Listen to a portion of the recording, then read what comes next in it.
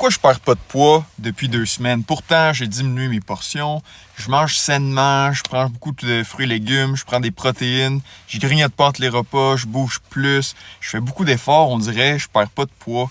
Pourtant, je me sens bien, et peut-être que je mange pas assez, mon système se met en mode protection, qu'est-ce qui se passe? Il y a bien du monde qui essaie de perdre du poids, qui commence les premières semaines, sont motivés, mettent de l'effort, puis là, les résultats arrivent pas aussi vite qu'ils pensaient, puis là, ça les décourage, puis là, rapidement, souvent, les gens vont juste abandonner parce qu'ils pensent que qu'est-ce qu'ils font, ça marche pas.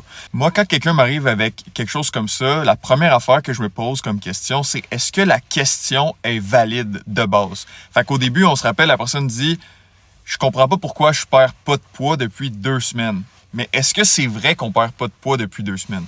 Fait qu'est-ce que j'ai demandé, c'est OK, mais montre-moi dans les dernières 2 semaines à quelle fréquence tu te pèses, c'est à quoi ça ressemble les graphiques, puis tout. Puis il m'a montré son graphique, puis qu'est-ce qu'on voit, c'est qu'il y a une petite pente descendante dans les dernières 2 semaines, mais qu'est-ce qu'on voit aussi, c'est qu'il y a plusieurs journées où est-ce qu'on n'a pas de données. Puis tu sais, c'est correct, on n'est pas obligé de se peser à tous les jours, sauf qu'il faut comprendre que le poids, ça fait up and down, up and down, up and down.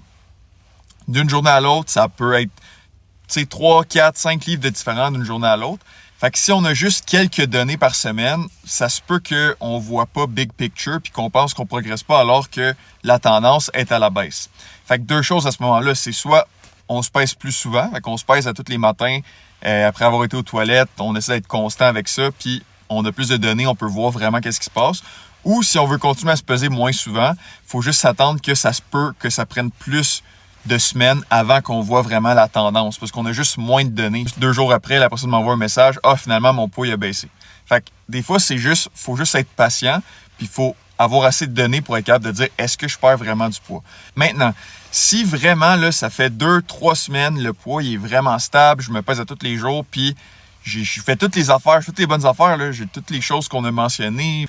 Comment ça se fait que je perds pas de poids? La seule raison qui est possible, c'est parce qu'on est peut-être, même si on fait attention, on n'est peut-être pas nécessairement dans un déficit calorique. Fait qu'encore une fois, c'est là qu'on a besoin d'aller peut-être chercher un peu plus de données, d'aller faire un calcul de c'est quoi mes portions, c'est quoi la quantité que je mange, parce que même si c'est des bons aliments, ça se peut quand même que j'en mange une trop grosse quantité ou que je mange plus des aliments qui sont denses en calories.